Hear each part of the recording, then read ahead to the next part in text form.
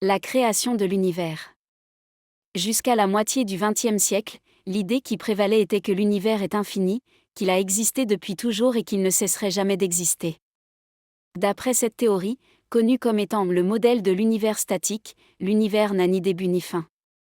En soutenant l'idée que l'univers est un amas de substances fixes, statiques et immuables, ce concept a constitué la base de la théorie matérialiste et a en conséquence rejeté l'existence d'un créateur.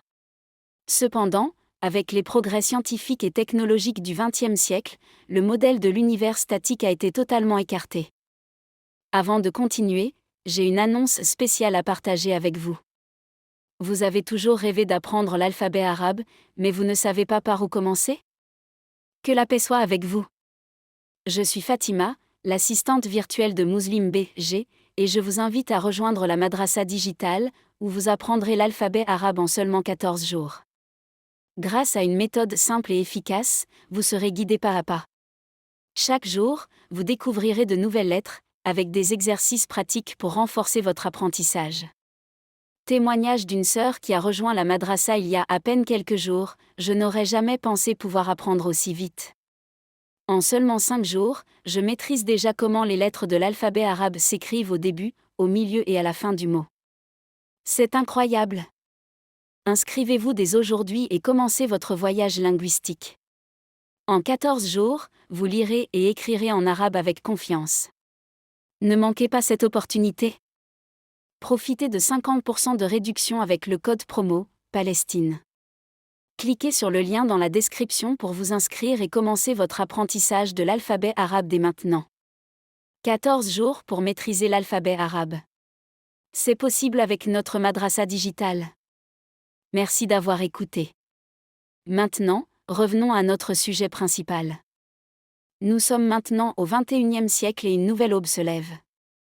À travers de nombreuses expériences, observations et calculs conduits par certains des plus grands penseurs du monde, la physique moderne a prouvé que l'univers avait eu en effet un commencement, qu'il avait été créé à partir du néant en un instant et ce à la suite d'une grande explosion.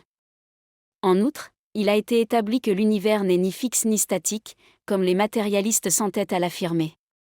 Bien au contraire, il est constamment en mouvement, en changement et en expansion. Tous ces faits récemment établis ne font que démentir davantage la théorie de l'univers statique. De nos jours, tous ces faits sont acceptés par la communauté scientifique. L'origine de l'univers est décrite dans le Coran dans le verset suivant. Il est le créateur des cieux et de la terre à partir du néant. Coran 6, verset 101. Avant le Big Bang, il n'existait pas cette chose que l'on appelle matière. Depuis la condition de non-existence ni de matière, ni d'énergie, ni même de temps, et qui ne peut être décrite que métaphysiquement, la matière, l'énergie, et le temps ont tous jailli en l'espace d'un instant. Ce fait, découvert seulement récemment par la physique moderne, nous a été révélé dans le Coran, il y a 1400 ans de cela.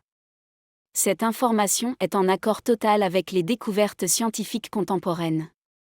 Comme nous l'avons exposé plus haut, la conclusion à laquelle est arrivée l'astrophysique aujourd'hui est que l'univers entier, ainsi que les 2 dimensions matière et temps, ont été créés à la suite d'une grande explosion qui se produisit il y a très longtemps.